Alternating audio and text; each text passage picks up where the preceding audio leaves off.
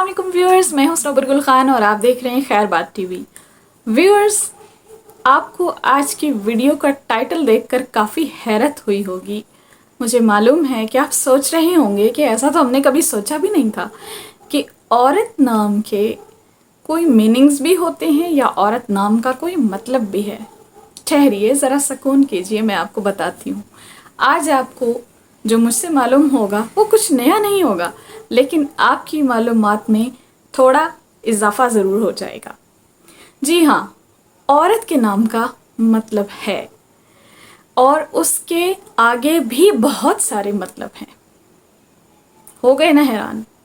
जी हाँ, आपको इससे इत्तेफाक होगा कि औरत के नाम का मतलब है नरमी, लताफत, मोहब्बत, ममता, कुर्बानी, हुस्न और बहुत सारा प्यार। क्या इस तमाम मतलब की जो एक लाइन है, एक पूरा एक लंबा मतलब है, इसके इन जो सब मीनिंग्स हैं, इनसे आपको कोई किसी किस्म का कोई इख्तलाफ है? यकीनन नहीं होगा। आपने अपने इर्द गिर्द अपनी वालदा, बहन, बेटी, इन सब में इन तमाम मतालिब को, इन तमाम मीनिंग्स को बखूबी देखा होगा, इसका मतालिया किया होगा। हाँ, इसका एक और मतलब भी है, बहुत ज़्यादा गुस्सा, जज्बातियत। ज़रूर इसका भी बहुत किरदार है औरत की फितरत में, औरत के मतलब में, उसकी डेफिनेशन में हम इसे शामिल ना करें तो हम गलती पर होंगे।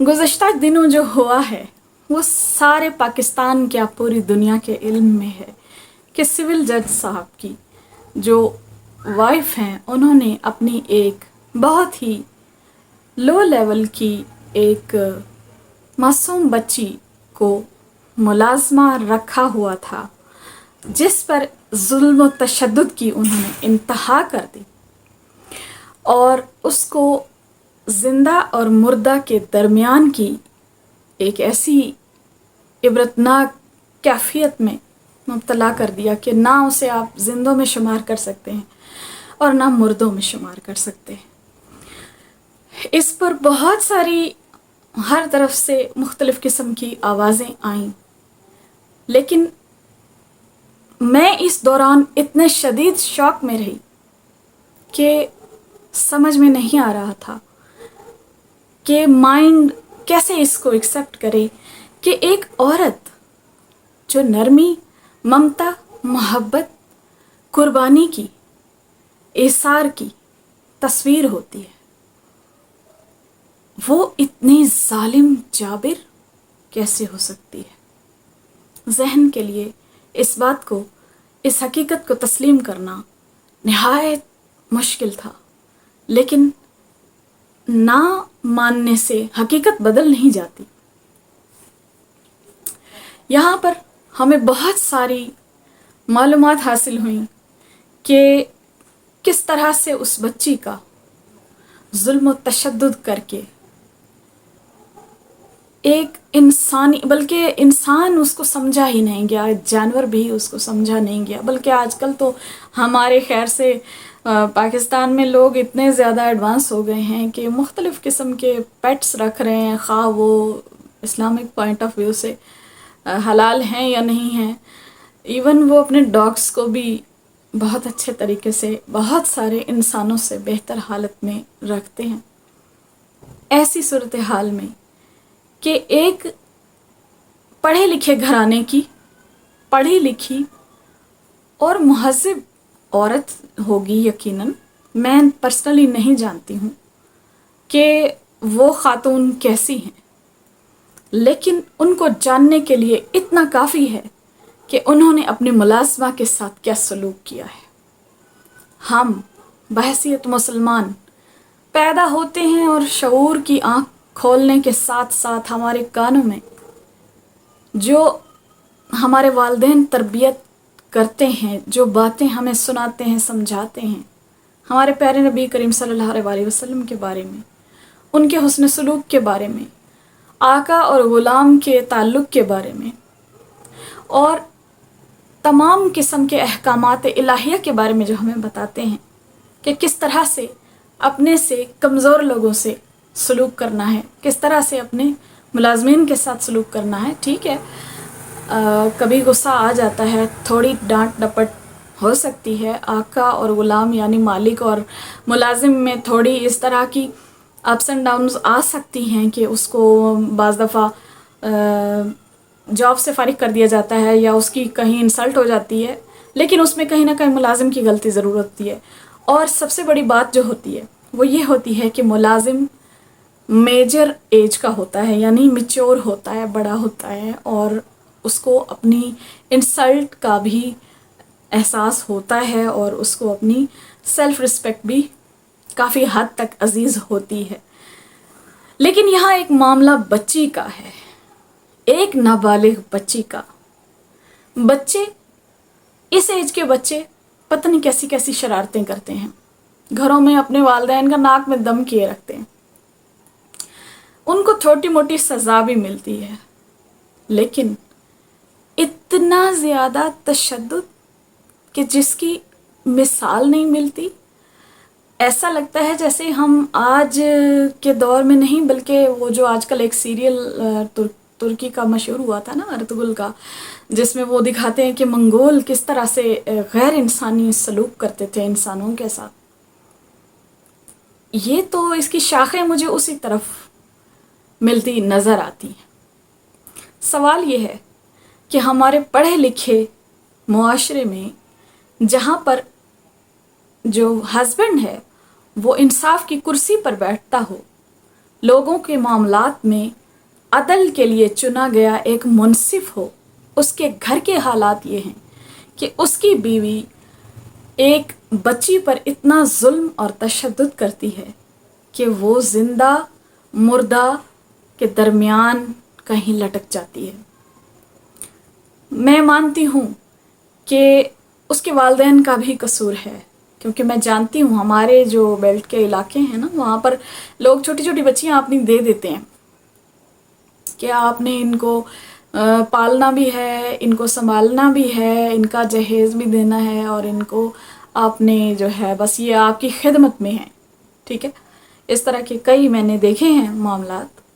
یہ ان والدین کا بھی قصور ہے کہ اپنے بچے کو ایک طرح سے وہ بیچ دیتے ہیں اپنی ضرورتوں کے عوض.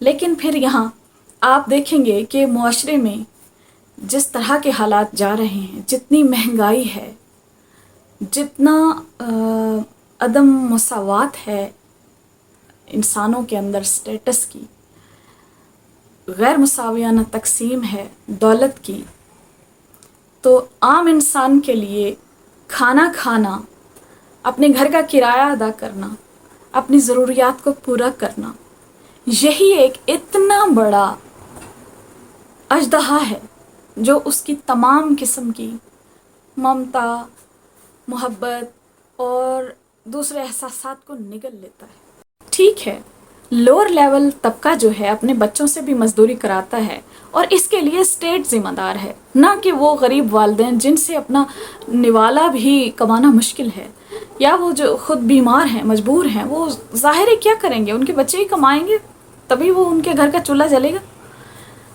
کیا ان کے بچوں کا ہمارے شرفا کے ہاں یہ انجام ہوگا کہ وہ انسان ہونے سے کیا جانور سے بھی نیچے ان کے ساتھ سلوک کیا جائے گا اور ان کی جان ہی لے لی جائے گی؟